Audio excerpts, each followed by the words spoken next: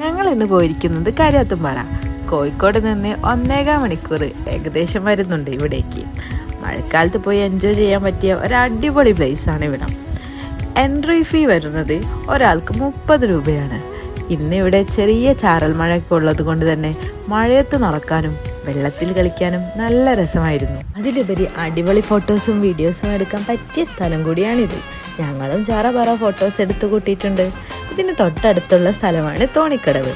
ഈ ടിക്കറ്റ് ഉപയോഗിച്ച് തന്നെ നമുക്ക് അവിടെയും കയറാവുന്നതാണ്. അവിടെ ഒരു പാർക്കും വ്യൂ ടവറുമാണ് ഉള്ളത്. ഒരു budget friendly one day trip പോയി വരാൻ പറ്റുന്ന ഒരു അടിപൊളി പ്ലേസ് തന്നെയാണ് ഇത്. അപ്പോൾ ഒട്ടും വൈകിക്കണ്ട, ഈ മഴക്കാലത്ത് തന്നെ പോന്നോളി. ഇതുപോലെ ബഡ്ജറ്റ് ഫ്രണ്ട്ലി ട്രിപ്പുകൾക്കായി please like, share, subscribe my channel.